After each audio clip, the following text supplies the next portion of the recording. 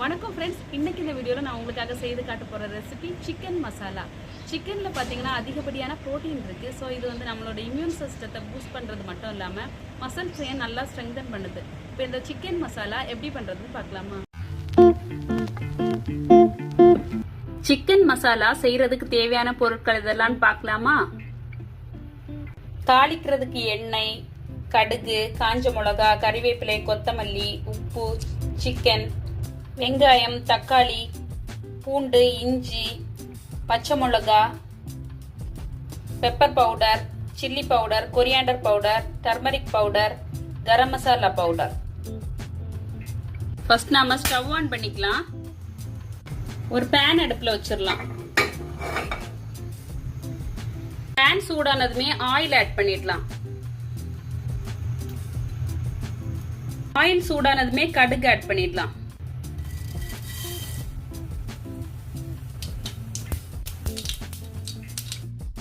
கடுகு வெடிச்சதுமே காஞ்ச மிளகாய ஆட் பண்ணிடலாம்.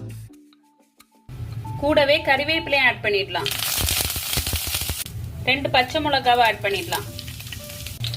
வெங்காயத்தை ஆட் பண்ணிடலாம். தேவையான அளவு உப்பு ஆட் பண்ணிடலாம். இந்த மாதிரி நல்லா வதக்கி விடலாம். ஆனியன் நல்லா வதங்கணும், அப்போதான் டேஸ்ட் நல்லா இருக்கும். ஆனியன் நல்லா வதங்கிடுச்சு. இஞ்சி பூண்டு பேஸ்ட் ஆட் பண்ணிடலாம். நல்லா கலந்து விடலாம். இந்த மாதிரி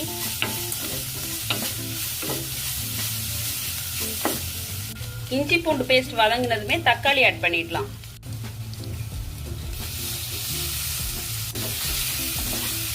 நல்லா கலந்து விடலாம். இது கூட நாம எடுத்து வச்சிருக்க எல்லா பவுடரையும் 1 by 1 ஆட் பண்ணிடலாம்.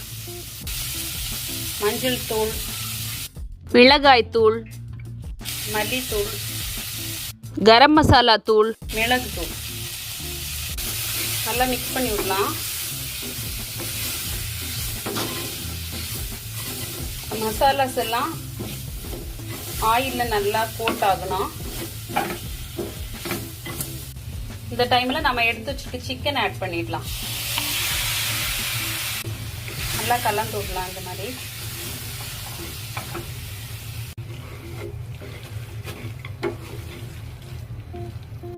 மசாலாஸ் எல்லாம் சிக்கன்ல நல்லா கோட் ஆயிருக்கு. இந்த டைம்ல கொத்தமல்லி கீரை ஆட் பண்ணிடலாம்.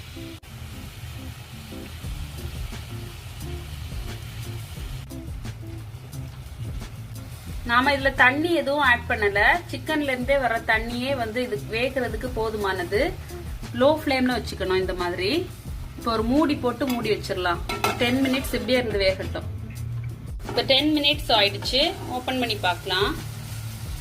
இந்த மாதிரி நல்லா கலந்து விடலாம்.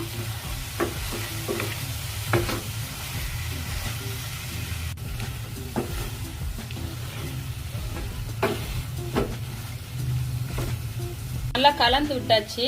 இது அகைன் ஒரு 5 மினிட்ஸ் இருக்கட்டும். இப்படியே மூடி போட்டு வச்சிடலாம். 5 மினிட்ஸ் ஆயிடுச்சு. ஓபன் பண்ணி பார்க்கலாம். இது ரெடி ஆயிடுச்சு. பாருங்க எவ்வளோ பர்ஃபெக்டா குக் ஆயிருக்குன்னு. மசாலாஸ் எல்லாம் சிக்கன்ல நல்லா கோட் ஆயிருக்கு. ஆஃப் பண்ணிக்கலாம். இதை ஒரு பவுலுக்கு டிரான்ஸ்ஃபர் பண்ணிக்கலாம். இந்த சிக்கன் மசாலா பரோட்டா, சப்பாத்தி, ரைஸ், பிரியாணி எது கூட வச்சு சாப்பிட்டாலும் ரொம்பவே டேஸ்டா இருக்கும். கண்டிப்பா இதை ட்ரை பண்ணி பாருங்க.